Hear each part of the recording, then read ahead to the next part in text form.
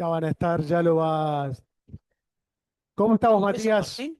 No, no, vos permanentemente. Ah, Está conmigo hace claro, 20 ya años. sé, ya sé. Ya estamos abriendo el Zoom, ¿sí? Todos los Perfecto. días te digo. Buenísimo.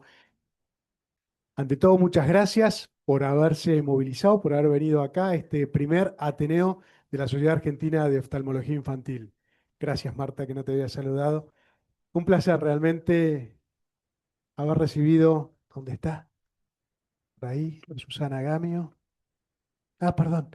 Una de la primera que llegó. Digo, qué linda, mirá qué bárbaro. Desde las 6 y algo de la tarde estar por acá. Les comento, tenemos muchas ganas de trabajar fuerte en estos 3 años que tenemos el privilegio de llevar adelante a la SAOI. Por eso, Guille, venite acá conmigo también, por favor. Caro, ¿sí? Laurita, ¿dónde estás, Laurita? Sí, venite, Laura, Emma y Marce. Y tenemos a nuestras otras dos coequiper, que son Mariela, que en este momento no está, y Franquita, que está de vacaciones, con lo cual los 8 somos la cara visible de la SAOI. La idea es que SAOI va a estar trabajando para todos 24/7. Nos gusta, esa es la idea. Y agradezco realmente que ustedes se hayan movilizado hoy para poder compartir esto que tanto nos gusta, que es la ciencia. Este lugar tuve la oportunidad de conocerlo en diciembre del año pasado, que venimos a una reunión justamente de miopía, este tema que tanto estamos en boga, junto con Rafael Iribarren, y me gustó mucho. Y me llevó a la época de nuestros Ateneos del CAE, de la manera presencial, antes de la pandemia. Y entonces un día dije, cuando estábamos haciendo todo lo que es la parte contable con Emma, le digo, Emma, ¿qué te parece si empezamos con los Ateneos presenciales? Y Emma me dice siempre que sí. Y eso es fantástico, que me estimulen al sí de las ideas. Y es una comisión que va sumando diferentes cosas. Con lo cual lo llevamos a la mesa del grupo y dijeron sí.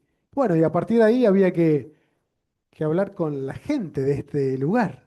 Y así fue que lo llamamos a Gerardo Balvecchia e inmediatamente nos dijo, Saoí viene y además con auditorio gratuito. Solo la SAO iba a ser de esa manera. Esa es la realidad. Con lo cual, Somos los más gracias pobres. a Gerardo Balvecchia y a todo el equipo, que es un grupo grande de personas que están a cargo de todo esto, que es maravilloso realmente. Y a partir de ahí, dentro de la comisión, tenemos subgrupos que van haciendo diferentes cosas. Vieron que están los vivos, que están encargados justamente Mariela y Caro de los vivos. Tenemos el Advance, que ya es el Advance 2.0, justamente a cargo de Franquita Mazzano y con Laura Curuchet. Dije, qué bueno entonces que quienes están al frente de hospitales o trabajando dentro de del servicio del Hospital Gutiérrez puedan estar justamente en todo esto. Con lo cual, tanto Marcela como Emma son las encargadas de la coordinación de los Ateneos que vamos a compartir acá. Van a ser 4 encuentros.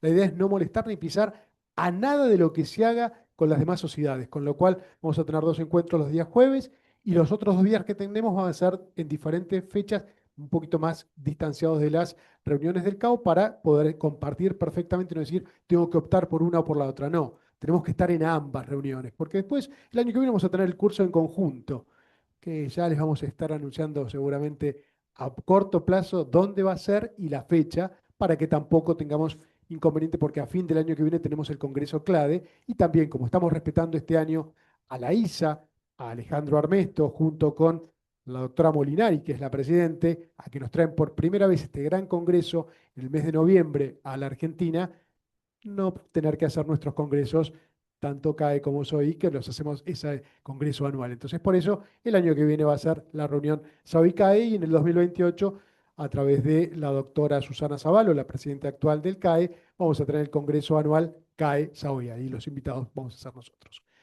Gracias porque además tenemos en conexión a la SOPLA y justamente dentro de la SOPLA, que es la Sociedad de Oftalmología Pediátrica y Estrabismo Latinoamericana, en este momento lo tenemos al doctor Luis Javier Cárdenas como expresidente que nos va a brindar su presentación. Está grabada, pero él igualmente nos va a acompañar desde la sala.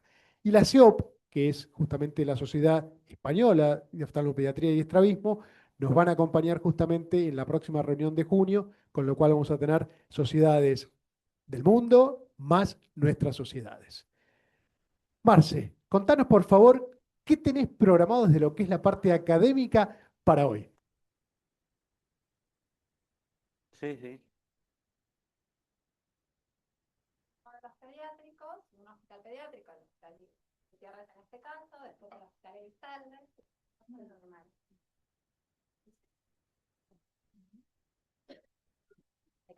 El hospital Elizalde, después el Garrahan y después los monovalentes, perdón, el Santa Lucía y la Gleice, que también la parte de oftalmopediatría presentan casos. Esos van a ser los casos que se van a presentar con una sociedad afín. En este caso el doctor Pelayes como oncorretina que va bueno, justamente a participar de este caso. Y después la sociedad federal que nos pueda representar, que en este caso va a ser la doctora Gonoraski desde Tucumán, que va a salir en vivo. Y una internacional, bueno, que se van a, más que nada por los horarios y demás, la CEOP y la SOPLA.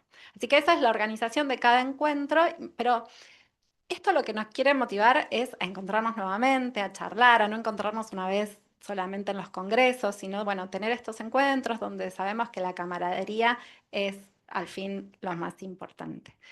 Y bueno, una de las cosas que quiero decir que me pasó hoy cuando entré fue que miren cómo trabajamos en conjunto y cómo somos todos iguales y en el sentido de la transversalidad de esta comisión, por lo menos que en Total. la cual participo, que Leo me dice, tenés que firmar acá el acta, y se deja un espacio así yo después escribo todo esto, o lo escribís vos como quieras. Y yo le digo, pero no hay una secretaria para que haga esto, y dice, sos vos la secretaria. Ah, listo, listo, no soy presidente. La idea es que Bueno, todos podamos hacer. eso nos define esa anécdota, ¿o no? Porque- Hacelo vos, hacelo. Bueno. Así que, bueno, bienvenidos a todos. Gracias por el horario, por el esfuerzo. La verdad que estamos muy contentos por la convocatoria. Así que, sin más, quiero presentar al doctor Caló. Agustín Caló pertenece al Hospital Gutiérrez. Él es encargado de ROP y dentro de estos fondos de ojos que hace siempre, encuentra otras cositas. Bueno, Siempre vamos a tener la previa, ¿de acuerdo? Con lo cual a las Y el 7 post. ya van a llegar. 7:30, 8 menos 20, o menos cuarto, arrancaremos con la parte nutrida, la parte académica, lo que nos gusta. Pero después no se vayan porque tenemos un lindo El espacio para after. disfrutar. La previa y el after. bueno, muchas gracias por la invitación. Estoy muy contento. Eh, Veo muchos maestros, expertos. Así que les vengo a hablar de dos casos que nos tocaron este año. Por eso le puse de título que vengan de a dos. El primer caso es una paciente de sexo femenino que nació en los últimos días del año 2025, el 26 de diciembre, de pretérmino de casi 36 semanas, con el peso adecuado para esa edad gestacional, eh, por parto vaginal. Recibió 24 horas de oxígeno por CPAP y luego 24 horas estuvo en asistencia respiratoria mecánica por un postquirúrgico. Una transfusión y no mucho más. La derivaron al sexto día a la sala de neo del Hospital Ricardo Gutiérrez por un tumor abdominal para su estudio.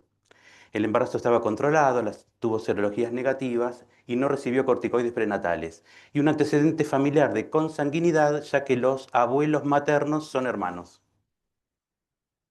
Se empezó a estudiar eh, en las... Es fuerte. Las ecografías de rutina, la cerebral arrojó resultados normales, la ecografía abdomino-renal, había imágenes de bordes definidos, ecogénicos, heterogénea de aspecto sólido, con áreas quísticas, que medía 65-41 por 50 milímetros vascularizada ante la señal Doppler del riñón derecho. Y el ecocardiograma, que esto es muy característico, múltiples lesiones hipoecogénicas en la pared del ventrículo izquierdo compatibles con rabdomiomas sin alteración de la función cardíaca. Entonces se empieza a sospechar un diagnóstico de complejo de esclerosis tuberosa. La resonancia magnética de cerebro se describen imágenes hiperintensas en T1 compatibles con túberes corticales, periventriculares y astrocitomas de células gigantes que no realzaban al contraste. En la resonancia abdominal, en el riñón derecho, había una imagen heterogénea de 50 por 53 por 77 milímetros con centro hipointenso de características cicatrizales, y en el riñón izquierdo lesiones puntiformes compatibles con angiomiolipomas. El centellograma del riñón derecho, el resultado fue ausencia de la función renal. Y con estas dos imágenes, de esa imagen heterogénea con centro hipointenso, el servicio de nefrología decidió hacer una nefrectomía, porque si bien no es patognomónico, esas imágenes se pueden corresponder a carcinoma renal o al oncocitoma, ¿sí? Entonces, la biopsia, por suerte, de esa lesión fue una poliquistosis renal.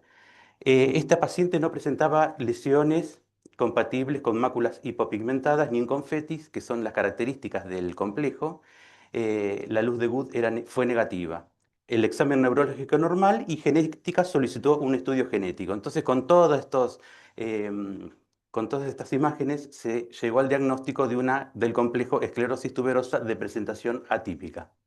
12 días después nos piden la primera interconsulta con oftalmología, en enero del 26, en donde nosotros vimos que la vascularización no estaba completa por la deja estacional, y observamos dos lesiones blanquecinas, una del lado nasal sobreelevada y la otra parafoveolar plana, y en el ojo izquierdo no observamos lesiones. Le realizamos una ecografía y esas dos lesiones eran de baja reflectividad en la cámara vítrea del ojo derecho sin calcificaciones. La controlamos nuevamente varias veces, cada 15 días, y en febrero no presentaba esas lesiones, cambios, tanto ecográficos como oftalmoscópicos. Solicitamos en marzo de este año una ecografía en el Hospital La Gleize, que la realizó la doctora Zunino, María Julia, y nos midió esas lesiones. En la lesión superior al nervio óptico, que era de mayor tamaño, de 2,98 milímetros de base por 2,50 milímetros de altura, no presentaba calcificaciones, y en la lesión en el área macular, que es esta, ¿se ve? No, porque no se ve el cursor. Bueno, era plana, se asentaba sobre una base de 4,3 milímetros, y nos detecta otra lesión en el ojo izquierdo, pequeña, plana, de 3,19 milímetros de base por 0,9 milímetros de altura, que es la de ahí abajo. Entonces, hicimos los controles mensuales de esos pacientes. Y el caso número 2 es una niña que nació en una clínica privada, del sexo femenino, que nació en febrero de este año, de término, con peso adecuado para la edad gestacional, por cesárea, no tuvo complicaciones durante el nacimiento, sin antecedentes familiares de importancia, y las serologías fueron negativas. Presentó en la piel lesiones escamosas, sobrelevadas de coloración rosada, que siguen la línea de Blackko en el hemicuerpo derecho. Dentro de las mismas 24 horas de nacida, hicimos la interconsulta con oftalmología y observamos una lesión blanquecina plana en la zona de la arcada vascular temporal del ojo derecho. Y aprovechando que le iban a hacer una resonancia magnética, pedimos los cortes axiales y coronales de 1 milímetro con y sin contraste. Alrededor de la semana, esas lesiones verrugosas se descamaron todas. La dermatóloga también hizo una biopsia de la piel, y el resultado fue un nevo epidérmico. La resonancia magnética, los nódulos subependinarios, lesiones subcorticales compatibles con tubérculos corticales, imágenes que no se reforzaron con el contraste. Y la resonancia de órbita se observa una imagen de aspecto nodular hipointensa en T2 en la cara posterior del ojo derecho, de 1 milímetro de base por 0,6 milímetros de distancia al domo, sin realce con el contraste. Y la ecografía ocular no presentó manifestaciones de esa lesión. El ecocardiograma, otra vez, múltiples lesiones nodulares en los ventrículos, en el septo, en las aurículas, compatibles con rhabdomiomas. La ecografía abdominal renal fue normal. La interconsulta con genética pidieron la secuenciación de los genes TSC1, TSC2 y el IFNG asociados al complejo. Y como tuvo actividad paroxística en el polisomnograma, la neurología la médico con vigabatrina 50 miligramos kilodía, que luego tuvo que reducir por la paciente presentó somnolencia. Entonces nosotros planteamos el seguimiento mensual y multidisciplinario de estas lesiones. eh, y bueno, y ahora se vienen las preguntas de los expertos, que hay muchísimos, que ya tienen sus sospechas diagnósticas. Se agregarían algún método diagnóstico, si cambiarían el seguimiento o tratarían alguna lesión. Y ahí están los dos casos. Quiero agregar algo. Si bien la resonancia del hospital la pidieron mucho antes de la consulta nuestra, se pueden observar ahí también en el T2 las dos lesiones. ¿Sí? Acá y acá. Eso.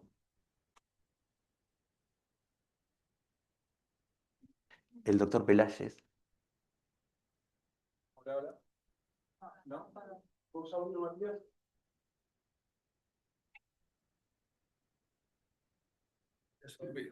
Hola, hola. Bueno, muy interesante. Te felicito por los casos y las imágenes que son realmente típicas en el OBI, que no es tan fácil sacar. Son dos casos de esclerosis tuberosa que que se asocian a este tipo de tumor, que es un amartoma o astrocitoma o glioma. Entre los patólogos a veces no hay acuerdo. Con Sara te publicamos hace, no sé, años luz un artículo de esto y la clasificación entre ellos es motivo de controversia. Pero bueno, básicamente es una proliferación de células gliales en las capas superficiales de la retina, eh, que suelen no requerir tratamiento, ¿eh? Hay dos tipos de estas lesiones: las que son solamente de células gliales superficiales, que es la que se asocia a la esclerosis tuberosas, y otras que son las que se asocian a la neurofibromatosis y que dan un cuadro totalmente diferente, porque es el astrocitoma o glioma combinado con el epitelio pigmentario. Entonces, esta tumoración está en la capa superficial de la retina, y si afecta el epitelio pigmentario toma toda la retina. Ahí empiezan a tener neovasos, membranas epirretinales, desprendimiento de retina traccional, y esos casos sí requieren tratamiento. Estos casos, en una gran mayoría de los casos, solamente seguimiento. Muchos se van solos. Y a veces, cuando no se produce esa situación o aumenta su tratamiento, en adultos, no sé, en pediátricos, se usan los inhibidores de la proteína quinasa, que se usan en oncología para inhibir la duplicación celular.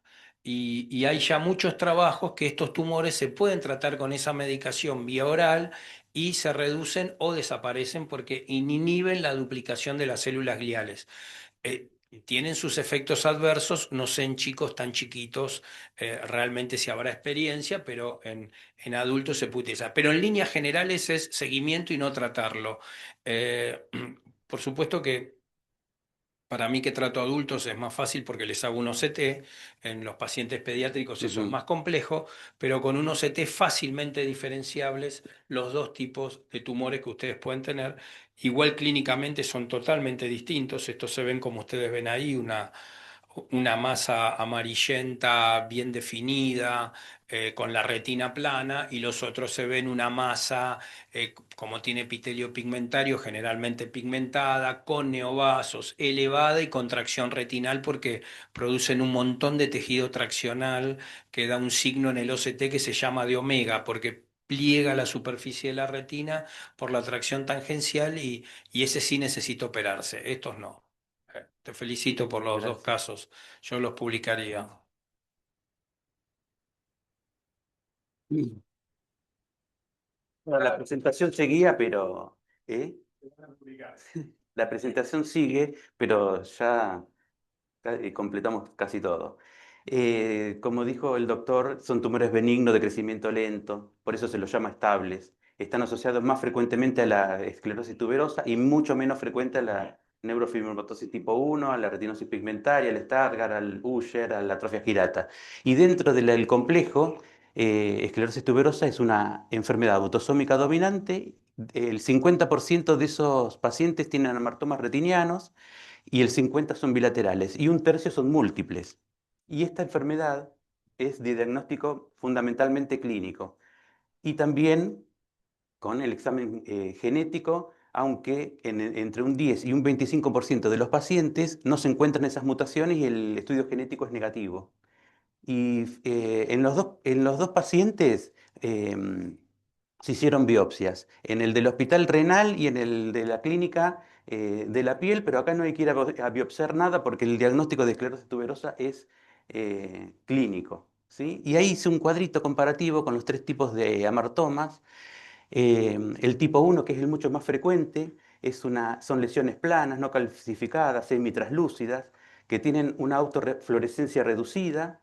En la ecografía son de baja reflectividad y en el OCT tiene un pequeño engrosamiento hiperreflectivo de las capas de fibras nerviosas. El tipo 2 ya es calcificado, elevado, con elevada autofluorescencia y en la ecografía es una imagen sólida hiperecogénica con sombra acústica, que ya hay que hacer otros diagnósticos diferenciales, que lo vamos a ver y que seguro van a opinar de eso. Y en la OCT, espacios vacíos con calcio y sombra posterior también. Y el tipo 3 es un mix de todos, porque tienen muchas presentaciones clínicas estos tumores. El más frecuente es que tenga calcificación en el centro y alrededor sea sin calcificar, traslúcido, pero hay muchas presentaciones clínicas. Y bueno, los diagnósticos diferenciales eh, son con el retinoblastoma, que siempre lo tenemos que tener ahí en estos controles que hacemos tan frecuentes de estos tumores, el retinocitoma, que es el que decía el doctor, que tiene la alteración del epitelio pigmentario, las fibras de mielina son más fáciles de diagnosticar, no están calcificadas, siguen el trayecto de las fibras. La gliosis masiva tiene que tener algún antecedente de algún traumatismo, de una inflamación intraocular. El hemangioma capilar generalmente es más rojizo o anaranjado y las drusas del nervio óptico, que las calcificaciones están adentro del disco. Y como dijo el doctor, son las complicaciones que se tratan. Y los inhibidores sistémicos del mTOR es eso, la proteína mTOR es la cascada de proteínas que hace que crezcan estos tumores y la rapamicina se usa hace bastante en los pacientes con esclerosis tuberosa, en donde se constata que hay crecimiento de los túberes corticales y da, por ejemplo, una epilepsia refractaria, o en los subependimarios que producen hidrocefalia. ¿Mm?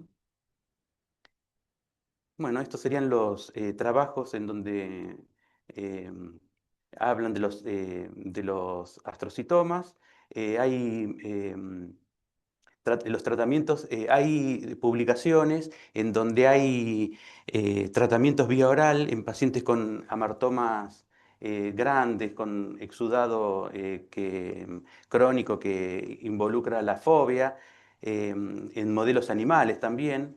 Y acá hay un ensayo clínico de un solo paciente de 16 años que tenía múltiples amartomas con una inyección intravítrea del sirolimus, que sería el inhibidor del mTOR, con una dosis de 20 microlitros en la inyección intravítrea. Así que bueno, gracias. Si quieren, Marta, y la doctora Selter.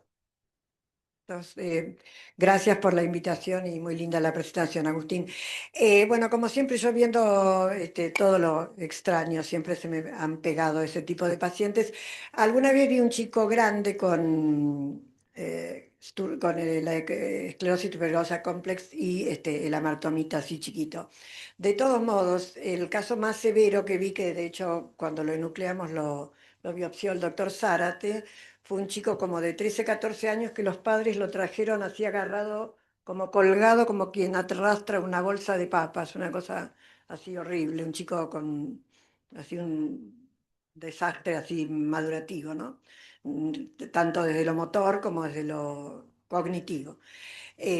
con un estado así, un glaucoma secundario, se hizo una ecografía, no recuerdo si también se le hizo una tomografía computada, apareció una lesión calcificada. Por la edad estaba descartado el retinoblastoma, si bien podía ser en un chico grande. 13 años, se evaluó, tenía las lesiones típicas en la piel. Y bueno, dado que el ojo estaba en glaucoma secundario, lo enucleamos y era un amartoma astrocístico. Eso fue el diagnóstico que hizo el doctor Zárate. Y después, a pedido de los padres, dado que el chico este había tenido un estado así de sufrimiento muy, muy severo, la mamá me pidió que le nucleara el otro ojo. En fin, no sé qué habrá sido de su vida. Nosotros, me acuerdo, con Valeria Sampieri hace unos cuantos años, tuvimos al toque dos lesiones blanquitas así chiquitas en la mácula en dos recién nacidos, y no estábamos muy seguras tampoco si era un retinoblastoma, que terminó siendo, o si era un amartoma. Y en este momento con Paola estamos siguiendo a un chiquito que hace unos años, o que será como 10 años, me lo mandó María Julia Zunino. Le habían hecho un fondo de ojo, también de recién nacido. Le apareció una lesión que sería una décima de diámetro discal, blanco, blanco, blanco sobre la papila. Se pensaba que podía ser un retino. La ecografía negativa, lo dormimos en el hospital, deducimos que no era un retinoblastoma. Yo lo interpreté como fibras de mielina, porque una lesión medio despenachada. Lo que sí siempre me llamó la atención, porque después lo seguí, muy poca lesión para tan baja visión. Y este último tiempo, bueno, como que se desplegó el cuadro. Ahora sí tiene como toda una, este fue evolutivo, tiene la retina levantada. Apareció esa lesión más característica, así como esta que mostrás vos, pero parapapilar, con edema macular. Igualmente lo interconsultamos con un retinólogo, con el doctor Gossen, y dijo de esperar. O sea, a mí me tocó ver casos evolutivos. Y por último, otro tipo de amartoma, que lo presenté en un Ateneo, que no es este, sino que hemangioma de coroides asociado a síndrome de Sturge-Weber. Un chico que había sido tratado en otro hospital, seguido por ambliopía, por hipermetropía. Como uno no encuentra lo que no busca. Bueno, la mamá se fue y al rato vuelve y me dice, doctor, acá le traigo la tomografía, la dermatóloga dijo que esto le puede interesar. Y encuentro la retina toda levantada con una masa también que hay de aspecto calcificado, pero bueno, todas las lesiones viejas a la larga se calcifican. Y bueno, yo me acuerdo que le mostré la retinografía al profesor Alessandrini, y me confirmó que sí tenía esa lesión en salsa ketchup, que es como del mismo color de la retina. Entonces es muy difícil de ver en un fondo de ojos si uno no lo está buscando. Pero el 50% de los pacientes con Sturge-Weber tienen hemangioma de coroides. Eso se vio en las autopsias, perdón. Así que bueno, nada, a mí como siempre las cosas raras. A mí me gustaría hacer un comentario al respecto de que generalmente estos casos se diagnosticaban mucho más tardíamente. El screening neonatal ahora nos permite tener un diagnóstico muy precoz y poder hacer un seguimiento, que no te digo que tiene que ser tan estricto, pero un seguimiento, porque sabemos que estas lesiones no progresan demasiado, y evitar a lo mejor consecuencias, porque ese paciente que llegó neurológico en el hospital era un desastre, pobre chico. O sea, a lo mejor hubiera sido tratado más precozmente, no hubiera terminado ciego como llegó. Pero lo que pasa es que no te olvides que ese chico yo lo habré visto hace como 15 años y ya tenía 13 años, o sea que... Sí, pero pero por eso el diagnóstico no se hizo de bebé, se hizo bastante claro, más pero grande. no sé qué se podría haber hecho si hace 25 años, ponele, si él se encontraba eso, desconozco. 90 de altura, alrededor de eso, la verdad yo no lo podía entender. Recuerdo que tenía mucho dolor, pero Era terrible el dolor. acá. Y bueno, lo la doctora Marta con Paula Andreu, el primer ojo, creo que el segundo también era recuerdo de eso. No sé si hablamos. Sí. Sí, un comentario que tiene que ver con lo que la doctora describía de los distintos casos que vio de amartoma. Yo era residente en el Clínicas y me acuerdo que hicimos una revisión con Zárate. Y cuando ustedes ven las imágenes que pone Agustín de los amartomas de tipo 1, 2 o mixto, en realidad es una proliferación de distintos tipos de células. En el tipo 1 son células gliales, que son estas que están acá. Y en el tipo 2 aparte de células gliales, hay fibroblastos que se transforman en miofibroblastos que tienen actividad contráctil y entonces dan ese nódulo más elevado, a veces con tracción y a veces con líquido subretinal alrededor de la lesión. Y después la que combinan, bueno, las dos células que predominan. Y me acuerdo que ya Zárate con inmunohistoquímica los había descrito, no teníamos OCT en esa época ni nada, ¿no es cierto? Pero por eso la clínica es distinta, porque en realidad histopatológicamente son distintos tipos de células. En el Zoom preguntan si producen alteraciones en la visión estas lesiones maculares. Depende de la exudación. Maculares, las maculares. Si presentan exudación, sí. Acá la mácula está bien. Estos son artificios de la lupa. Y yo quería diferenciar estos dos tipos, que no es este porque es más alto es tipo 2 y este porque es más plano es tipo 1. Los dos son tipo 1 porque son translúcidos, no están calcificados. Sí, no tiene que ver con el tamaño. Y la otra cosa es que esas células que ustedes ven crecen en la primer línea de crecimiento de la retina. O sea, de la segunda capa hasta el epitelio pigmentario, la retina es normal. Entonces, la visión es normal. Esto es solamente una gliosis en la primer capa de la superficie de la retina. Adriana, Doctora, vos sí, debes tener, Sandino. alguna vez haber visto, ¿no? Y hemos tenido, parecido a Marta, todas las posibilidades, pero muchas veces nos llegaban pacientes con amartomas múltiples para que los tratáramos como retinoblastomas. Claro. Y muchas veces la resonancia enseguida ya mostraba al mismo tiempo que tenía las otras lesiones. En cuanto a nosotros lo que hacíamos siempre y seguimos haciendo es observación.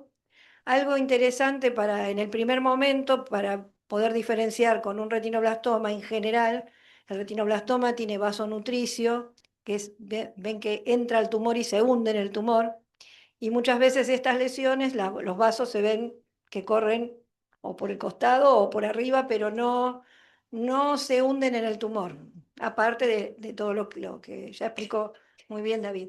Y otra de las cosas, yo creo que así como en la época de antes, como decía Marta, no teníamos OCT, no teníamos tantas cosas, la ecografía eran ecógrafos adaptados a ojos y no eran de ojos. En un tiempo no muy lejano vamos a tener OCT, ya hay, con estativos para poder hacer bajo anestesia en niños. Así que creo que a futuro, cuando logremos tenerlo en los hospitales, vamos a poder hacer diagnóstico antes. Doctora Zunino. Cortito nada más. Agregar que, bueno, Impresionante. como vos decís, uno hace lo que puede con lo que tiene y en las circunstancias que tiene para tratar de llegar al diagnóstico. Ahí. Ahora, digamos, por la parte vascular podemos agregar el Doppler a las ecografías comunes, que nos va a aportar un poquito más para tratar de ver dónde estamos parados, ¿sí? Pero siempre es de diagnóstico diferencial difícil. Acá, bueno, con el doctor Caló tenemos pendiente la del caso 2, que no vino y va a venir el martes para que le pase el ecógrafo, el Doppler, y me canceló el turno.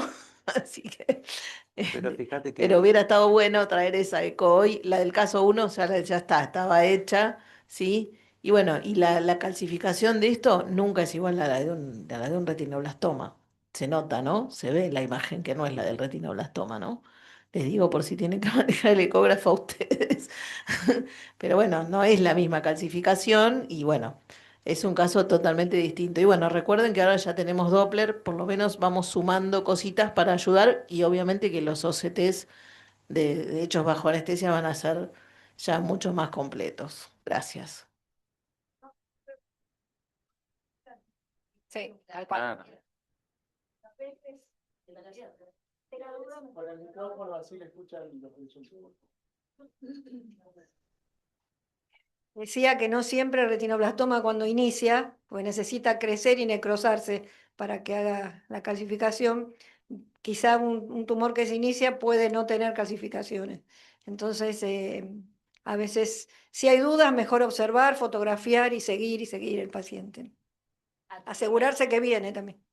Al primer paciente le faltaba lo cutáneo de la neurocutánea, por Claro. eso la jefa de la neo estaba indecisa también con el diagnóstico. Bueno, muy rico el caso, así que muchísimas gracias, doctor Caló. Gracias. Gracias. Espectacular. Ahora vamos a continuar con las novedades de uno de los congresos más importantes. Gracias, doctor. La doctora Susana Gamia fue este año a la IPOS y nos trae las novedades para bueno, contarnos qué se viene.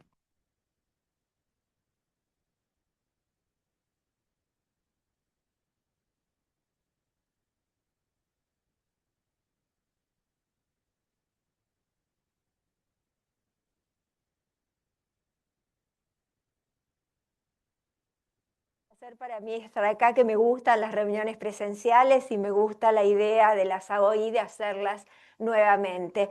Les voy a contar, siempre la EIPOS es uno de los congresos que más me gustan como asistente, porque siempre en una forma muy concisa uno se entera de todas las novedades. Así que les voy a contar algunas, porque más bien que si no estaríamos por horas, pero les voy a contar un poquito de las cosas más importantes que se mostraron. La EIPOS comenzó con la Kostenbader Lecture, que fue a cargo del doctor Brodsky. Todos ustedes conocen su teoría sobre el mecanismo de la DBD, que lo considera una persistencia de reflejos binoculares primitivos, y entonces hizo con esos pececitos que estaban animados, el cómo la diferencia en la iluminación generaba reflejos vestibulares que producían la hipertropia del ojo menos iluminado, y entonces en pacientes que tienen alteraciones de la binocularidad o fallas en el desarrollo de la visión binocular, reaparecen estos reflejos primitivos y aparece el estrabismo disociado. Estuvo muy linda esa charla y estuvo muy felicitado Brodsky. Después vino la Jampolsky Lecture y esto me encantó, por eso me trajo ideas de ver si podemos instalar algo de esto acá en Argentina. Se habló de que los niños con ceguera temprana o con baja visión tienen una mayor capacidad musical y que es clave fomentar la educación musical desde edades tempranas. No solamente hace que los niños desarrollen un talento que tienen, sino que incluso hasta les puede dar una posibilidad laboral en el futuro. La Children's Eye Foundation, en colaboración con la Academia de Música, hicieron un programa para enseñar a maestros de música técnicas a implementar en niños con baja visión. Mostraron unos videos espectaculares en los cuales el maestro le daba ciertos, técnicas a los niños y los niños tocaban música o cantaban. Realmente me pareció, esa WWISQR es para que puedan entrar. Yo tengo una escuela de música muy cerca de mi casa y pensé ir a hablarles a ver si alguien tiene interés, porque podríamos derivarles los niños para que empiecen el entrenamiento. Por lo pronto, el primer paciente con baja visión que llegó a mi consultorio, ya le dije, ¿qué te parece si no le enseñás música desde ya? Y la madre me dice, ay, le encanta la música. Digo, bueno, aprovechala. Creo que es una buena idea esta.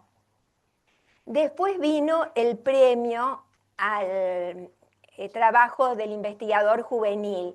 Y esto también estuvo muy interesante porque hacen con eye tracking hoy en día con las cámaras, filman los ojos y entonces hacen un test de mirada preferencial filmando los ojos. Ya no es el operador el que tiene que juzgar si el bebé sigue o no sigue la imagen que se le ofrece. Es la cámara la que por el movimiento de los ojos determina qué porcentaje digamos, de coincidencia con el estímulo. Todavía esto no existe a nivel, digamos así, clínico, comercial, pero supongo que va a ser algo que va a venir en el futuro. Este trabajo estamos con muchos trabajos para el tratamiento de la ambliopía en forma binocular. Hay mucha industria al respecto, que acá es medio difícil que llegue. Por ejemplo, allá digamos, no son medicinas privadas, son seguros sociales, les pagan en gran parte a los pacientes estos tratamientos y no tienen demasiado interés de traerlos a Latinoamérica. Este trabajo habla de un tipo de estímulo binocular diferente a los anteriores, en los cuales se le ofrecía distinta calidad de imagen a un ojo y al otro. Acá se le da en el ojo amblíope la imagen con anterioridad a que le llegue al ojo dominante. O sea, la diferencia que hay es que la imagen llega antes al ojo amblíope. Y aparentemente, por los resultados que mostraron, esto ayuda a que mejoren la agudeza visual, a que mejoren la estereopsis, la integración binocular. Todavía tampoco está clínicamente para utilizar, pero creo que es algo que se viene. En la sesión de ambliopía, de neurooftalmo y de genética, seleccioné este trabajo para comentarles. Evaluaron si el ChatGPT podía interpretar el electroretinograma como expertos humanos y encontraron una alta concordancia, 92%, una excelente sensibilidad, 100%, con algo menos de especificidad porque tiende a sobrediagnosticar. No se sabe si en realidad sobrediagnostica o si los expertos humanos subdiagnostican. En realidad eso lo dice el tiempo después para saber si estos sobrediagnosticados eran o no patológicos. Entonces, bueno, evidentemente la inteligencia artificial es una herramienta que bien usada nos sirve espectacularmente. Este caso se lo traje y fotografié porque la verdad es que me llamó la atención. Fue presentado por Kenneth Wright y él presentó un bebé de 5 o 6 meses con un tortícolis, con un cuadro clínico típico de paresia del oblicuo superior y dijo, ¿qué le harían? Y yo pensé, bueno, esperar que cumpla un año para operarlo, para no operarlo a los... Creo que tenía 5 meses, ni siquiera tenía 6. Y entonces ahí dijo que ese niño tenía una craneoestenosis que tratado con este método endoscópico, que es muy rápido y muy efectivo, se curaba de la paresia del oblicuo superior. Y entonces mostró una serie de casos en los cuales muchos pacientes que parecían que no tenían alteraciones morfológicas craneales que hicieran sospechar la alteración y tenían en realidad la sinostosis unicoronal. Y mostró creo que como 14 casos. Entonces sugirió que estos pacientes tenían que tener una interconsulta con un neurocirujano cuando uno presentaba en su consultorio a ese paciente. Después vino Linda Dagui y le hizo la discusión, y estuvo muy bien la discusión de Linda Dagui porque mostró una serie de trabajos, yo les mostré acá 2, pero en realidad mostró unos cuantos, en los cuales las imágenes, trabajos de paresia del oblicuo superior congénita, que tenían imágenes que habían sido estudiados con, digamos, con imágenes de tomografía, en muy pocos casos tenían alteraciones de las suturas. Entonces quiere decir que no es tan frecuente esta asociación.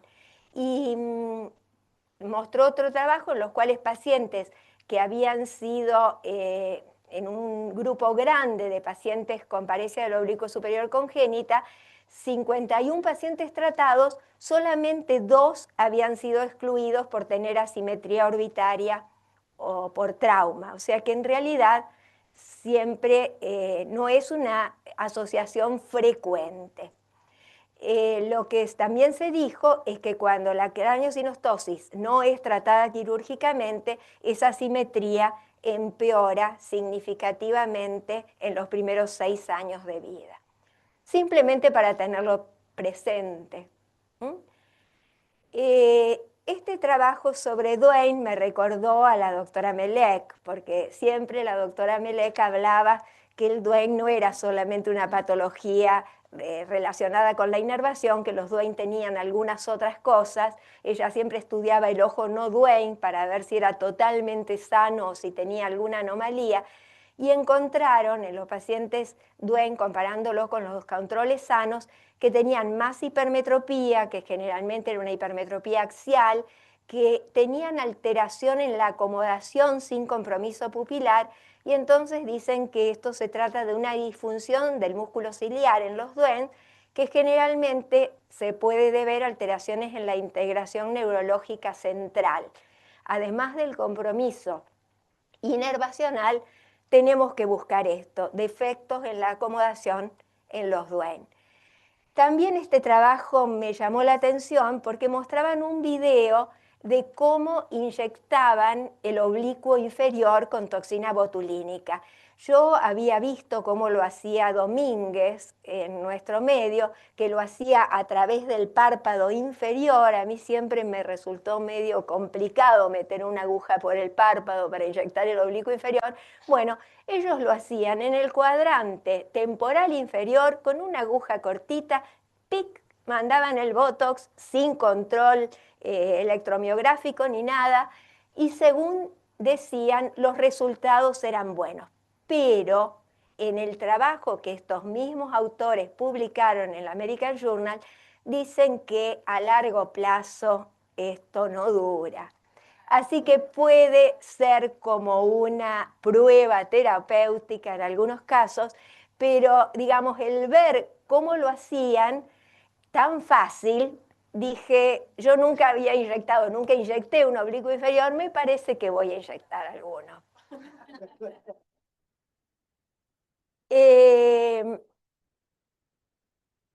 Trabajos sobre esotropia aguda en 1000 niños, 4,3 tenían patología intracraneal u orbitaria, y todos los casos patológicos de este trabajo tenían por lo menos un signo de alarma: alteraciones del nervio óptico, cierta limitación en la abducción, incomitancia, proptosis.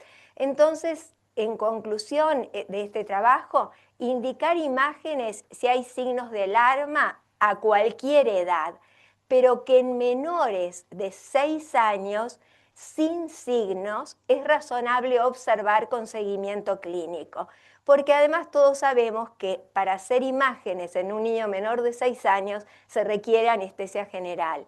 Entonces ellos decían que en niños mayores de 6 años, aún sin signos neurológicos, sí piden imágenes, pero en los menores es razonable no pedirlos. Este trabajo me pareció sumamente discutible. Evaluaron lentes intraoculares fáquicos de la marca Optech en niños con hipermetropía alta que no toleraban lente de contacto o anteojo. Fueron 39 niños, 86% con alteraciones del neurodesarrollo. Usaron niños con problemas neurológicos, síndrome de Down, para colocarles lentes intraoculares fáquicos, que como sabemos estos niños además muchas veces se golpean. O sea, me parece una enormidad presentar un trabajo así. Dijeron que tenían mejoría en la agudeza visual, que tenían baja tasa de complicaciones. De todos modos, saber exactamente qué conteo de células endoteliales tiene es medio difícil en estos chicos, y entonces me parece que por lo menos es una opción que yo no usaría. Este trabajo sobre la clasificación con biomicroscopía ultrasónica de las cataratas blancas me pareció muy interesante. Hicieron esa clasificación en 4 grados y los describieron para saber cuáles tenían mayor posibilidad de tener complicaciones, egreso de fluido durante la cirugía. Y encontraron que en los tipos B y C rara vez ocurrió, mientras que en los otros era más frecuente. Entonces, el realizar el VM permite anticipar el riesgo de complicaciones intraoperatorias de este tipo de cataratas. Se habló mucho sobre esta técnica de Scott para la cirugía de estrabismos incomitantes. Esta técnica, si bien es usada desde hace tiempo, tiene el inconveniente de que cada maestrito usa sus propios números. No está estandarizado cómo emplearla. En este estudio dicen que mejoran la incomitancia, que tienen 97% de éxito en los casos tratados y una recuperación del 12%, y recomiendan un retroceso de acuerdo a la desviación de lejos y una resección de la mitad. Hacen 4 milímetros para desviaciones pequeñas, 6 para moderadas y 7 a 8 para las grandes. Acá dice resección del 70 al 75%. Sin embargo, en la mayoría de los autores que estaban en la HIPOS comentaban, la mayoría hacen la mitad de la resección que del retroceso. O sea, un retroceso que podría ser dentro de estos números y la mitad de resección. Después van a ver, acá les muestro, en este póster que está hecho en el Bascom Palmer, fue un estudio retrospectivo de 82 pacientes que usan esta técnica para la isotropia de lejos en adultos. La hicieron además con suturas ajustables, con anestesia local, y acá hicieron menos retroceso que resección. O sea que en realidad es una técnica que cada uno la usa como le gusta. Pero creo que comparándola con la FADEN, que es mucho más problemática o más dificultosa para realizar, es una técnica que sirve y que podemos explorar. Se habló también bastante de pliegue y al respecto de esto, ustedes ven que ahí arriba dice que fue presentado por un fellow, creo que dice ahí, no alcanzo a ver acá, no sé, allá arriba, ¿ven ese cartelito azul? Bueno, hubo una sesión en la cual se presentaron como 20 trabajos o pósters muy cortitos en 3 minutos, presentados por estudiantes de medicina o por fellows muy jovencitos. Entonces me llamó la atención que le dieran tanto espacio, porque fue una sesión larga, a trabajos que eran algunos muy buenos, pero la mayoría bastante elementales. Creo que en Estados Unidos tuvieron pocos candidatos a ser oftalmopediatras y están tratando de entusiasmar a las nuevas generaciones a que sean oftalmopediatras. Y esto de hacerlos presentar estudiantes de medicina en un congreso, creo, porque varios de ellos comentaron, me interesa, me gustó, digamos, es como conocer una especialidad desde adentro. Este trabajo me pareció que estaba bien hecho, evalúa cuánto rinde el pliegue y llegan a la conclusión de que rinde aproximadamente 3 dioptrías por milímetro la dosis promedio. Rinde un poco más en el recto medio que en el recto lateral. El recto lateral siempre muestra mayor variabilidad. También depende de cómo se haga el pliegue, porque hay quienes hacen un pliegue suturando músculo con músculo y hay quienes lo hacen, yo personalmente lo hago, suturado a esclera, que es mucho más poderoso el efecto del pliegue. Esto acá también me pareció interesante, que es la autofluorescencia del fondo, que podría servir como una alternativa a la angiografía fluoresceínica, que siempre es tan complicada para realizar en niños. Ustedes ven allí cómo se contrapone la imagen de la fluoresceína con la imagen de la autofluorescencia y cómo hacen las medidas y prácticamente son muy comparables. Hay buena correlación entre las imágenes, es un trabajo solo de 8 ojos y el resultado estadístico fue borderline, una diferencia media entre menos 0,4 y más 1,7 entre el pre y el post-op. Ahí están los valores, encontraron una P de 0,6. O sea, son pocos casos, pero para tenerlo en cuenta, especialmente en aquellos casos en los cuales realizar la RFG resulta muy complicado. Y finalmente les muestro esto de lo cual habló Armesto. ¿No se escucha? Insertion localization. Ah, This work was developed in collaboration los with dejo Dr. escuchar. Julia Rossetto and Cortito. Dr. Tomás Mendonça. Accurate localization of extraocular rectus muscle insertions is essential for surgical planning, particularly in reoperations when prior documentation may be unavailable. Imaging modalities, such as ultrasound or OCT, may assist in muscle localization. However, their reported accuracy decreases in previously operated eyes, and they increase cost and complexity. The purpose of this study was to evaluate the reliability of the Mendonça strabismus forceps for preoperative localization of extraocular rectus muscles in both primary and repeat strabismus surgeries. Preoperatively, the muscle belly was grasped with the MSF and advanced anteriorly toward the limbus until further movement was limited by the muscle insertion. The distance from the limbus to the insertion was measured using a Castroviejo caliper before conjunctival opening. After conjunctival opening and tenon dissection, the muscle was rooked under direct visualization. The intraoperative distance was measured using a caliper positioned at the limbus and the anterior aspect of the hook. Importantly, intraoperative measurements were performed by a surgeon blinded to the preoperative values, making this a masked study. We observed high agreement between preoperative and intraoperative measurements, with an intraclass correlation coefficient of 0.851 and a mean difference of 0.678 millimeters. In primary surgeries, 100% of measurements were within the 1 millimeter acceptable range. In reoperations, 84.2% of measurements were also within 1 millimeter. Notably, previously published studies report accuracy rates ranging from approximately 58% to 79% for imaging modalities in reoperative cases. Our findings demonstrate comparable or superior reliability without the need for additional imaging.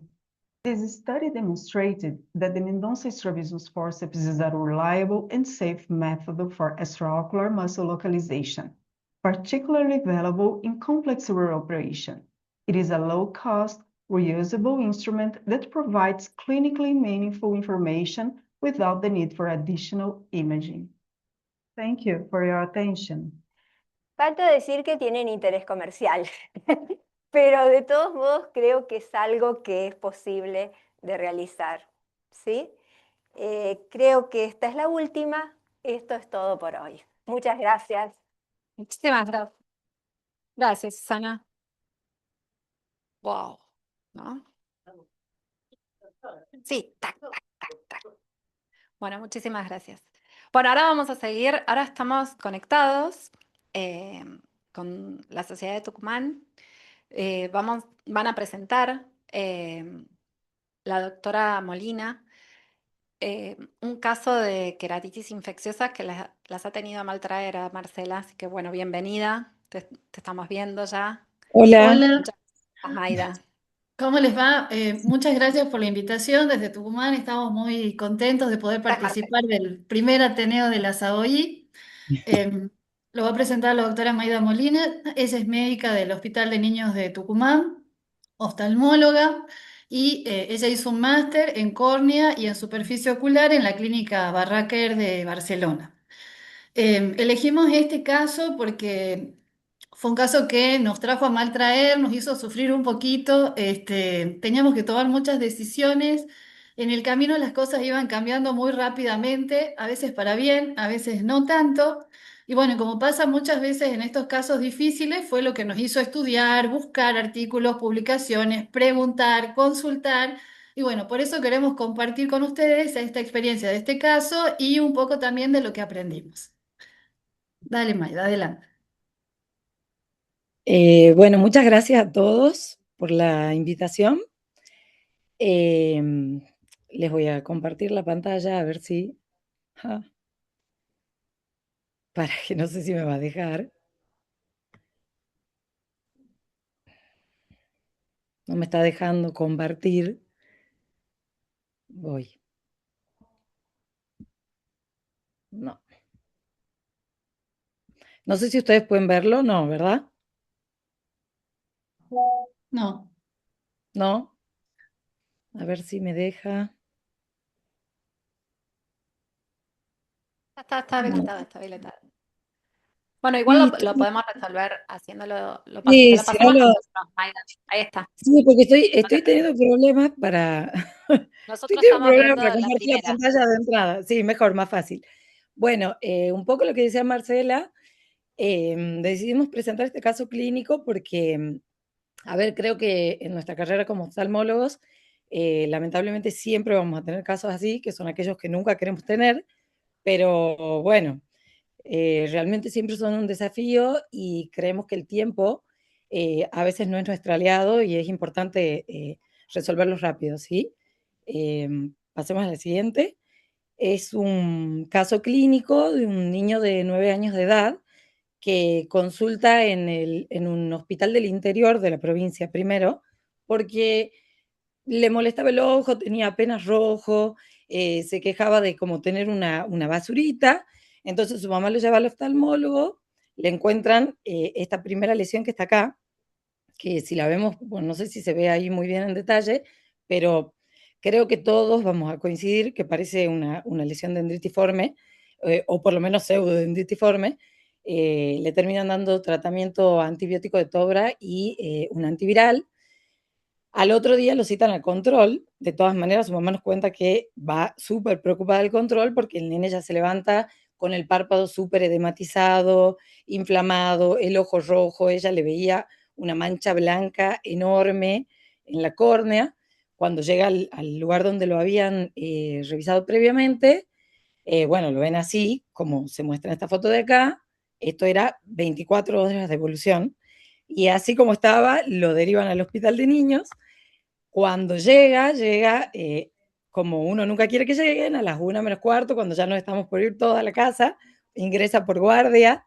Y bueno, nada, lo vemos así. Lo primero que pensamos es, mamá, esto es imposible que tenga un día de evolución. Empezamos a indagar, a preguntar, y realmente no había ningún antecedente de trauma claro o algún elemento que nos haga pensar qué tipo de germen podía haber causado esto.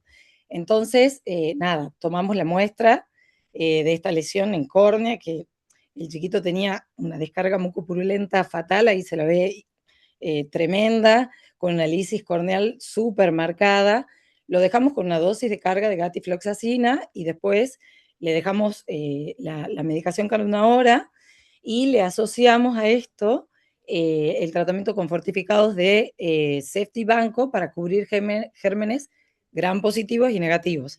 Y como tenía un nivel de hipopio en grande, es un nene que era del interior, estaba muy dolorido y todo esto, lo dejamos internado. Igual nosotros solemos internar a estos pacientes y dejarle también el tratamiento con antibiótico endovenoso. La cosa es que, bueno, al otro día, que era miércoles, lo controlamos. Obviamente yo lo único que pensaba es, por Dios, que la córnea siga en su lugar completa. Entonces, bueno, cuando llegamos, nos llaman del laboratorio del hospital diciéndonos que se había aislado pseudomona. Entonces, bueno, ahí redireccionamos el tratamiento. Esta es la foto del día siguiente a este tratamiento empírico que hicimos. Si bien, a ver, tenía un montón de lesión infiltrativa y todo, la parte de la lisis corneal que habíamos visto el día anterior no era tan marcada y tampoco tenía tanta descarga mucopurulenta. Entonces, la verdad que para nosotros estaba mejor. Y el planteo o el problema que nos surge en este momento, ¿cuál era? O sea, era miércoles, venía el fin de semana largo de Pascua. Entonces decimos, bueno, a ver, hay como dos caminos acá. O los recubrimos o le ponemos toda la energía, nos la jugamos, confiamos en los antibióticos, en nuestro germen aislado, lo esperamos, tratando de preservar sobre todo la córnea. Y bueno, fue así que decidimos esperarlo. Obviamente tuvimos que ir el fin de semana largo. Pasemos a la siguiente, por favor. Tuvimos que ir el fin de semana largo a controlarlo. ¿Yo la puedo cambiar? No. Cambiemos la siguiente diapositiva. Gracias.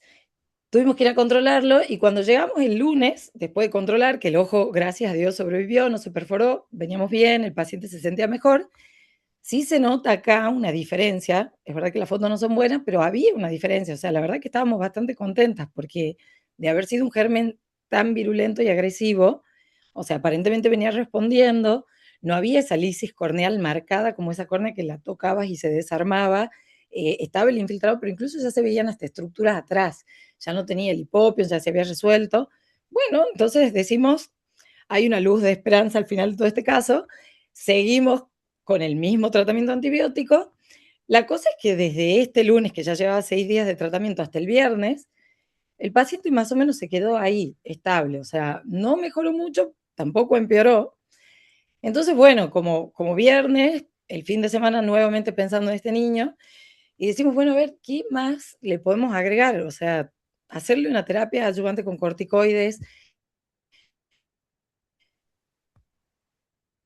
con las tetraciclinas, ya lo voy a explicar bien, constantemente qué más le podía agregar. Cuando llegó el lunes, esta era la situación, digamos. O sea, el paciente llega al consultorio con el ojo súper hiprémico de vuelta, otra vez la lisis corneal marcada, edema en el párpado, o sea, el cuadro como si hubiese reactivado completamente.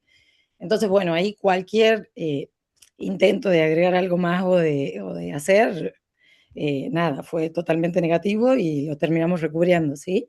Pasemos a la siguiente, por favor.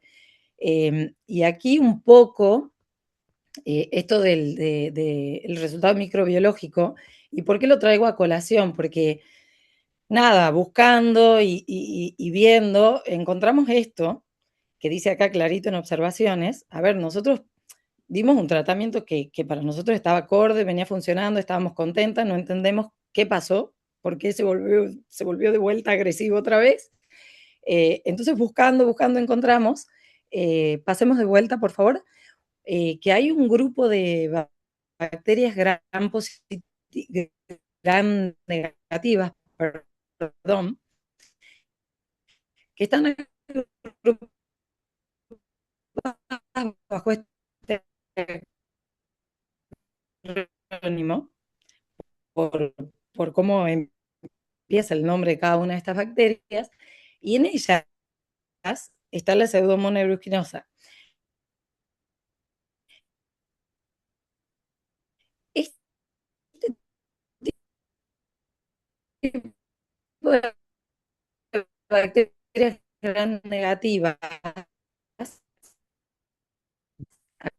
agrupadas acá tienen esta característica de tener una Maida, cepa productora no te estamos de escuchando. Puede ser que tengas problemas de conexión. cefalosporinas.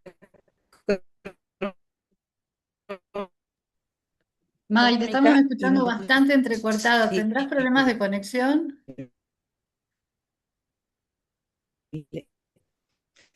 ¿Y esto qué significa?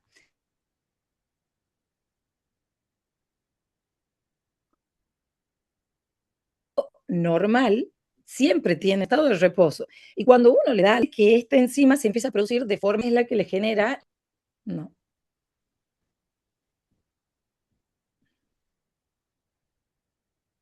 Bueno, Marcela, no la escuchamos. Si vos Sí. podés. Lo que Maida quería comentarles es que hay un tipo de bacterias gram negativas que son las que ustedes ven en pantalla, ese es el acrónimo, que tiene una cepa productora de cefalosporina. Ahí se volvió a conectar. Ahora sigue ¿Volvió? ella. Ahí estoy explicando. May, ¿me escuchás? Sí, ahí me escuchan ustedes o no? Dale, sí, seguí. Genial. Bueno, no sé si se entendió ahí que, bueno, que en realidad estas cepas que producen este tipo de cefalosporino de enzima se cortan, me parece. Desconecté ¿Hola? el video, así capaz que tenés mejor señal. Ah, bueno, listo, genial, sí, mejor. Este tipo de bacterias, entonces, al estar en contacto con una cefalosporina de tercera generación, hacen esa resistencia.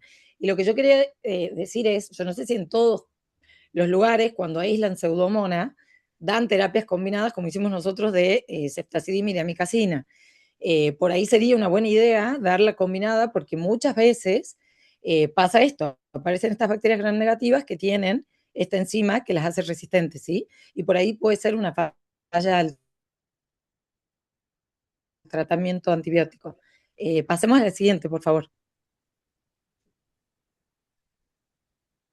Ahora, un poco esto para destacar la importancia de este tipo de patologías, ¿sí? Y las queratitis, las lesiones en córnea representan la cuarta causa de ceguera en el mundo. Y 3,5% de todos los casos de ceguera a nivel, por lo menos de córnea, digamos, y en la India es una de las patologías quizás también más frecuentes. Ellos tienen registros, hay al año aproximadamente 2 millones de úlceras nuevas por lesiones de este tipo, ¿sí? Pasemos a la siguiente. Esto un poco en lo que yo quiero hacer hincapié. El diagnóstico de la escleratitis bacteriana es prácticamente, tiene dos pilares importantes que son, uno, la sospecha clínica, y lo otro, que es lo que vamos a ver a continuación, es la toma de muestras de córnea, ¿sí? Cuando hay artículos de investigación que dividen a la clínica de las queratitis bacterianas en aquellas que tienen hipopión y aquel grupo de queratitis que no lo tiene. Y un poco, ¿por qué? Porque las queratitis infecciosas como la pseudomonas suelen tener un nivel de hipopión en casi todos los cuadros, o sea, casi diré que el 100% de los cuadros aparecen con un hipopión porque es una bacteria bastante virulenta. Lo mismo pasa por el Streptococcus pneumoniae y a veces el Staphylococcus aureus no lo suele hacer, ¿sí? Obviamente que esto no significa que porque haya hipopión sí o sí va a ser una de estas bacterias, pero bueno, el tema, que un paciente se presente así con esta descarga mucopurulenta y sobre todo con este inicio y agresión tan tórpido, tan rápido y tan agresivo, siempre nos tiene que hacer pensar y descartar en una pseudomona, ¿sí? Pasemos a la siguiente, por favor. Lo otro que necesitamos sí tener siempre en cuenta es el tema de la toma de muestra de la córnea. Es real que a veces estos casos llegan en el consultorio, a veces llegan en un lugar donde no tenemos las cosas disponibles, donde no podemos, pero la realidad es que cuando uno lo sospechó, lo tiene que hacer, ¿sí? O sea, es mandatario, o sea, es fácil decir, bueno, voy y tomo una muestra de córnea cuando el paciente llega como nos llegó a nosotras. Pero bueno, también hay casos en donde uno tiene que tomar una muestra de córnea. Cuando una úlcera es central y es de más de 2 milímetros, o cuando hay múltiples infiltrados en diferentes localizaciones de la córnea, es mandatario tomar una muestra y después iniciar el tratamiento empírico, ¿sí? Porque incluso de esto y de la rapidez con la que nosotros actuemos, depende el resultado. Pasemos a la siguiente, por favor. En cuanto al tratamiento, pasemos una más. La última revisión de Cochrane sigue diciendo, como en algunos otros artículos de investigación, que las fluoroquinolonas, hagamos una más, por favor, que las fluoroquinolonas de cuarta generación siguen siendo el tratamiento de elección, ¿sí? ¿Por qué? Porque se ha demostrado que tienen menor toxicidad a largo plazo de uso, menor tiempo de curación, y cuando sean úlceras periféricas o úlceras pequeñas de 3 milímetros, la terapia de elección es una fluoroquinolona como monoterapia. Y cuando son lesiones más grandes como las que teníamos, es asociarlas también a una cobertura de amplio espectro que cubra gran positivos y gran negativos. En cuanto al tratamiento endovenoso de antibióticos, la realidad es que no hay algún artículo que diga que realmente esto ayuda a que el cuadro mejore o que frene la progresión. Nosotros igual solemos darle esta terapia combinada a los niños. En cuanto a los corticoides, creo que siguen siendo muy discutidos, a pesar de que ya existe este trabajo, pero bueno, pienso que como adyuvante en algunos casos puntuales puede llegar a ayudar o lo podemos llegar a tener en cuenta. Y esto un poco lo que les quería mencionar. No solemos tener en cuenta las tetraciclinas para el tratamiento de estos casos con gran lisis corneal. No hay, si bien estudios en humanos que ya la autoricen, sí hay estudios en modelos animales que demuestran que hay un 50% menos de casos de perforación en lesiones, en keratitis bacterianas por pseudomonas, porque las tetraciclinas tienen una actividad antimetaloproteinasa e inhiben la producción de la colagenasa, que son las que producen la lisis de la córnea. Entonces, por ahí yo sé que a veces uno tiene miedo de probar cosas que no están probadas, pero cuando uno por ahí se desespera, a veces, no sé, quizás una citromicina a un niño que sea menor de 12 años, tampoco es que le vaya a hacer mal y por ahí nos puede beneficiar, ¿sí? Pasemos a la siguiente, por favor. Esto un poco lo que decía recién yo de los corticoides, creo que siempre va a ser discutido. En este estudio se habló de que realmente los corticoides no han ofrecido un beneficio significativo, pero la realidad es que tampoco han mostrado que tengan un riesgo significativo, por lo menos en infecciones a los 3 meses después de tratamiento. Incluso en pacientes con úlceras severas por pseudomonas, en algunos casos, como terapia adyuvante, el corticoide mejoró. Entonces, a ver, quizás tenerlo en cuenta cuando va respondiendo un poco a los antibióticos después de por lo menos 2 días de tratamiento, como terapia adyuvante para mejorar el cuadro inflamatorio. Creo que siempre va a ser discutido, pero siempre en un corto plazo de tiempo y teniendo en cuenta que no eleve la presión ocular, ¿sí? Pasemos a la siguiente. Un poco en esta diapositiva, marcar lo que nos hace diferentes, ¿sí? El tema de la toma de muestra de las lesiones en córnea en niños es una positividad muy variable, porque la realidad es que no es tan fácil tampoco tomar buenas muestras a los niños si es que no los dormimos, ¿sí? Y a veces no nos da tiempo de hacer todo eso. Yo creo que ese es un punto negativo que tenemos ahí fuerte. Y otro punto negativo que cargamos en nuestra espalda es el tema de la ambliopía, ¿sí? Que siempre nos corre en contra. Y pasemos a la siguiente, por favor. Un poco el caso clínico era para que tengamos en cuenta que, a ver, que esto es mucho más frecuente de lo que nosotros queremos, que traumatismos mínimos o lesiones pequeñas como esta, que había empezado como una pseudodendrita, puede generar cuadros clínicos severos, que la pseudomonas siempre es muy agresiva y es resistente, y que el tiempo es un factor importante para nosotros, aunque a veces no sea nuestro aliado, esa es la realidad. Y no olvidarnos que las fluoroquinolonas de cuarta generación siguen siendo la primera línea del tratamiento, por lo menos hasta tener un resultado de laboratorio que sea confiable, ¿sí? Muchas gracias. Bueno, no, gracias a vos, Maida, por tu presencia a la distancia.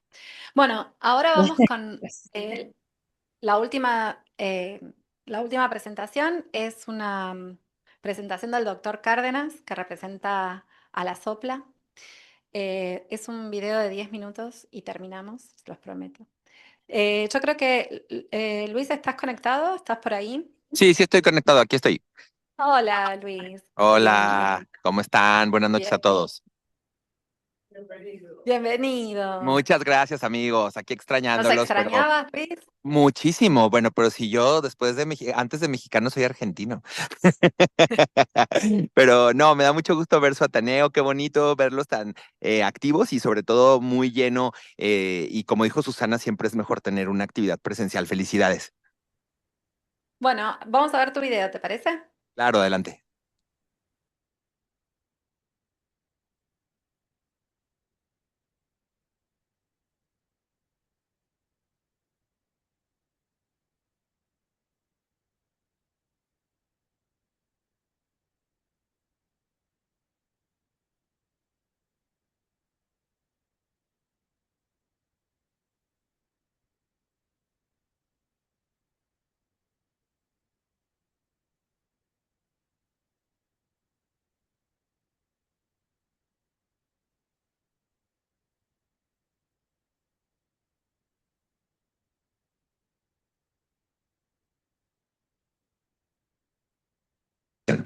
Bueno, el motivo de consulta de este paciente era una tumoración y un leucoma en el ojo derecho. Básicamente no había ningún antecedente heredofamiliar de importancia y cuando llega conmigo a mi consulta privada particular, llega así con esa fotografía que ustedes están viendo ahí y me dicen que lo operaron de vitrectomía y lensectomía al nacimiento. Desconocen el motivo, no les explicaron muy bien. La verdad me pareció un poco raro porque pues la verdad sí se veía papás con mucha cultura y educación.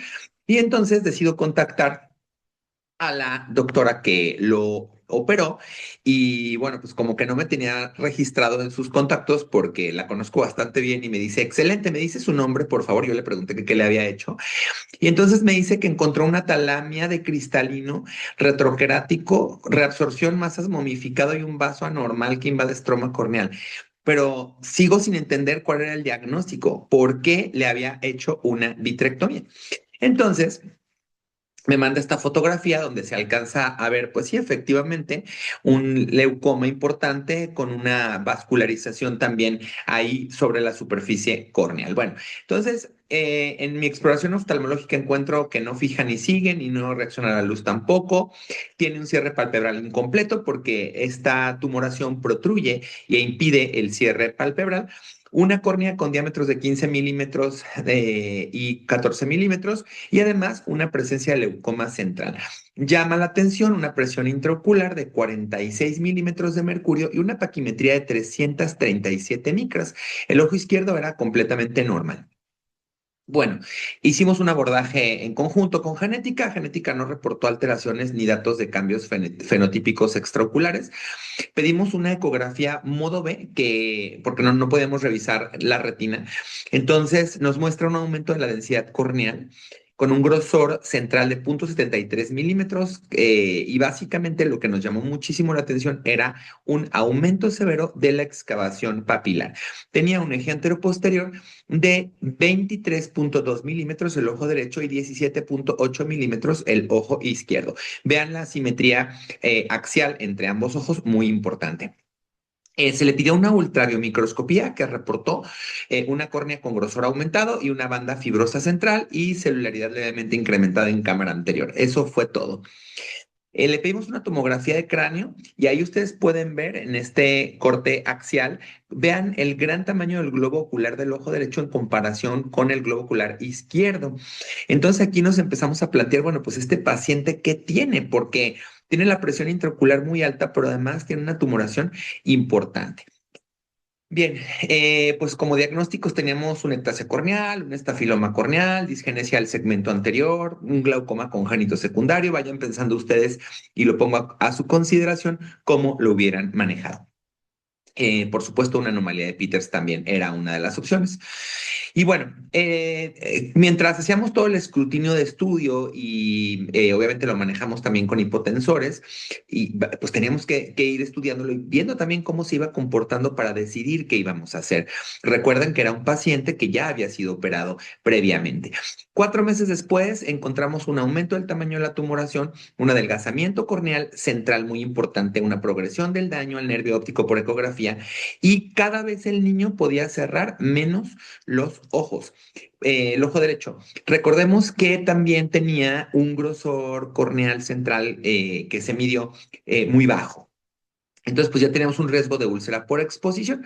Por lo tanto, se platicó con los padres, se hizo un consenso de expertos de varios oftalmólogos pediatras, algunos de mis maestros, algunos de otros países, y entonces se decidió hacer una evisceración por el hecho de que pues no sabíamos qué era. Ese ojo pues era un ojo no funcional, era un ojo que tenía una excavación papilar muy importante, pero además nos necesitamos hacer el diagnóstico y permitirle al niño pues también poder tener un cierre palpebral adecuado. Entonces se visceró, se puso un conformador y mandamos, por supuesto, el ojo a anatomía patológica que reportó hallazgos consistentes con ectasia corneal. No mostró ninguna celularidad anormal, maligna, ni alguna otra situación complicada.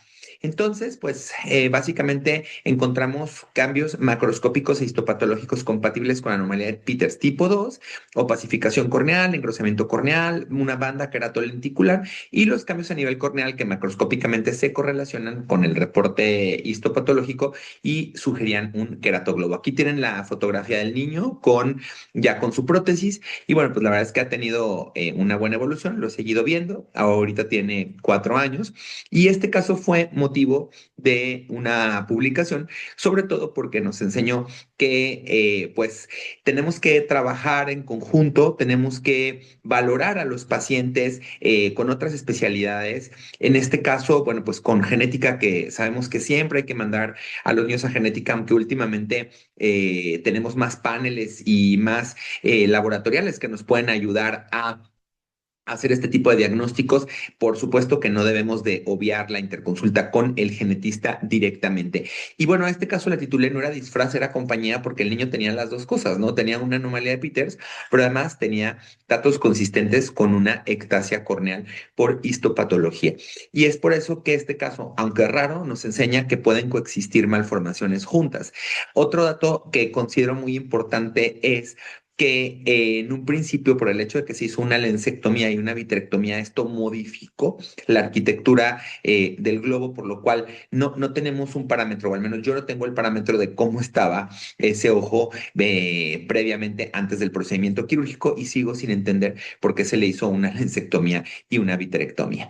Bueno, Marce Arrufat me pidió que les platicara un poquito acerca de lo mejor de nuestro Congreso Sopla 2026 en Medellín, Colombia. Se realizó el 5, 6 y 7 de febrero en esta bonita ciudad.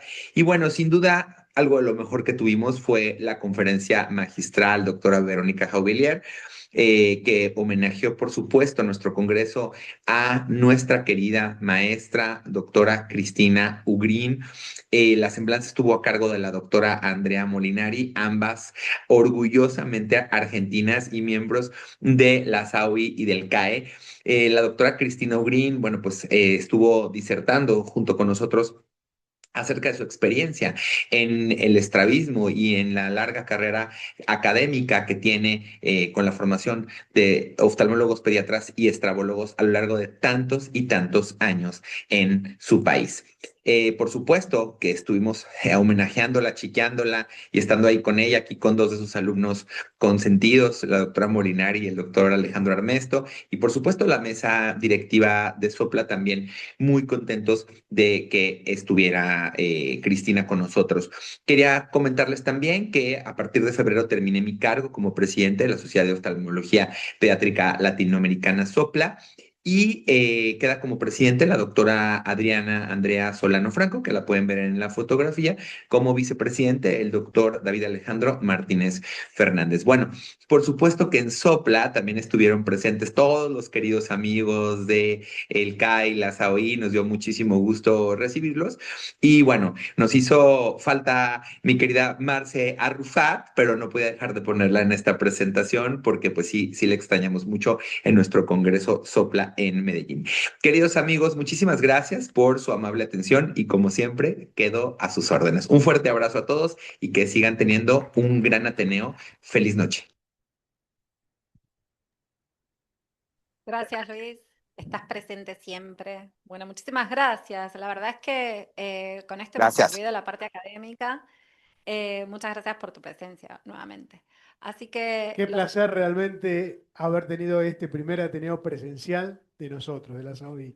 Gracias, Marce, No, por haber llevado este camino realmente desde el caso que tanto nos trajo realmente para compartir. Gracias a la gente que se conectó de Tucumán, gracias a toda la gente que tuvimos conectados. Gracias, Luis Javier, justamente por traernos a la Sopla y por supuesto la Sopla sigue con nosotros porque va a participar en el Ateneo del mes de agosto con su presidente, efectivamente. Pero bueno, antes de pasar al cóctel, mirá qué maestras que ay, tenemos hoy acá, qué por maravilla tenerlas realmente, acá. con lo cual, ¿Cómo hacemos para y agasajarla? yo les diría que las chicas del Niños, ¿sí? Las del Bueno, Gutiérrez, yo ¿sí? como soy del Niños, Muy bien, les por quiero favor. dar muchas gracias por la presencia a la doctora Gamio, a la doctora Selter y a la doctora Brusa, Así que...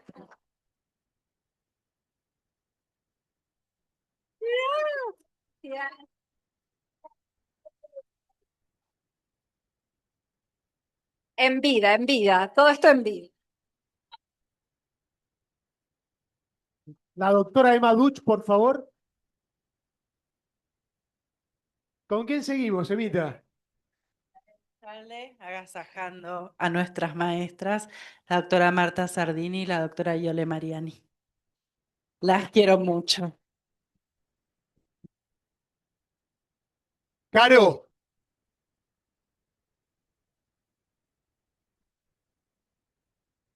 Contá. Bueno, arrancamos con el Garrahan, Claro, ¿no? por A supuesto. la doctora Viviana Budi, a la doctora Adriana Fandiño,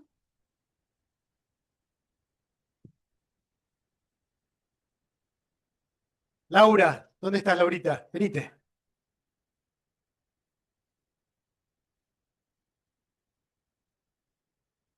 Bueno, y para mí es un placer darle a Marta, agradecerte, Marta, por todo, desde mis inicios y ahora, bueno, con lo de la miopía, que en serio, ¿le llevo hasta allá o...? Sí, lleváselo, por supuesto. Bueno.